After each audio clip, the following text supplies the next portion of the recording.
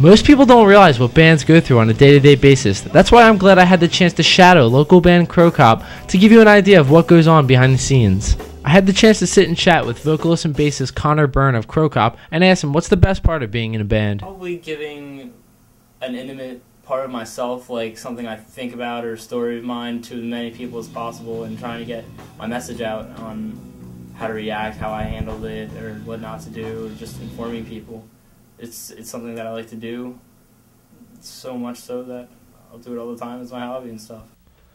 Practicing is one of the most important parts of being in a band, so I asked Connor how they pull practices together and how is the chemistry. We practice 3 to 4 times a week, and the atmosphere is pretty relaxed. We try to make sure that anything that we want to do creatively towards the music just happens naturally through jamming and just working on ideas, tweaking things. Songwriting is another problem that a lot of bands face. Collaborating multiple ideas into a single song can be tough for many people.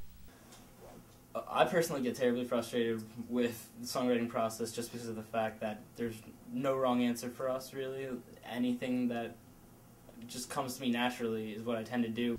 Once Crow Cop has a song written, they'll practice it literally dozens of times as they prepare to record it.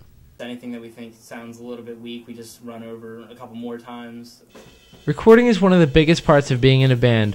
What they record is what is going to leave a lasting impression on their listener. Hours upon hours are spent in recording studios to make every note perfect. As technology advances, you no longer need $1 million studio to get a quality recording. Crow Cop is still in the early stages of being in a band. They all have years of previous experience in other bands, so the process has been moving quickly for them. They're currently finishing up a 5-song EP at Mason Records.